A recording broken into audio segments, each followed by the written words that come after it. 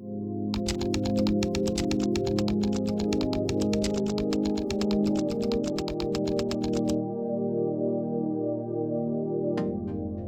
do we suffer? Why is suffering such a deep part of being human? Is it something only some people experience? Or is there anyone in this world who lives without suffering? When we look honestly, the answer becomes clear. Suffering is universal. It does not belong to a certain class, status, or stage of life.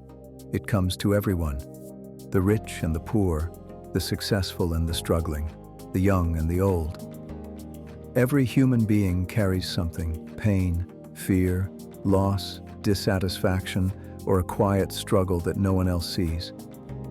Human suffering is not selective. What changes is not whether we suffer, but how we relate to it. Many people believe suffering is a punishment or a sign that life has gone wrong, but suffering is not random.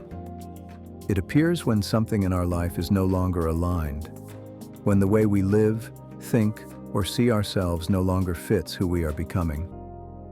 Suffering is not here to destroy us. It is here to wake us up. Pain is an alarm, a signal, a message that something in our life needs to change. When we suffer, life is asking us to pay attention.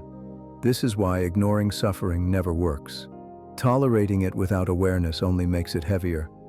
Becoming sad, bitter, or dissatisfied because of suffering only deepens it. Suffering is not meant to make us miserable. It is meant to make us conscious. Every stage of life carries its own suffering.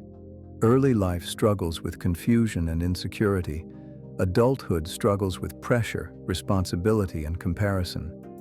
Later life struggles with loss and impermanence. No stage is free from pain, and no achievement removes it completely. This understanding is not depressing. It is grounding.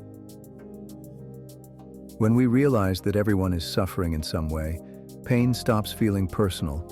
It stops defining us as weak or broken. It becomes a shared human experience.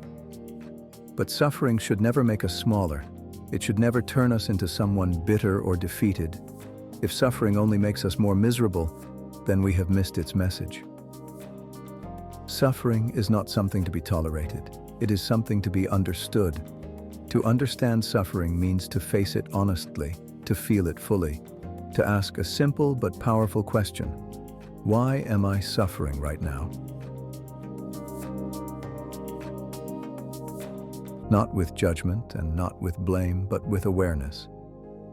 Because when we ask that question sincerely, answers begin to appear. Something in our life needs to change.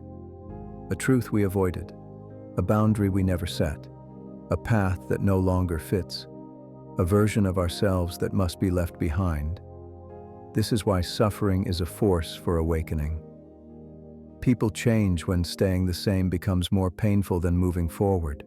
When we suffer, we learn. When we become conscious of our pain, growth begins. But we must be careful. Suffering can teach us, or it can consume us. The difference is awareness. We should not seek suffering. No one should believe that more suffering automatically makes someone better. Suffering will come on its own. Life guarantees that. What matters is how we meet it. The goal is not to escape pain and not to tolerate it, but to understand it deeply. When we understand our pain with our whole heart, it loses its power over us. The moment awareness enters, misery begins to end. Not because the situation disappears, but because we are no longer unconscious inside it. You are no longer dragged by the weight of fighting what already exists. At that point, suffering is no longer an enemy. It becomes a guide. It shows us where we are. It shows us what no longer works. It points toward what needs to change. And maybe that is the real freedom. Not a life without suffering, but a way of living where suffering no longer defines who you are.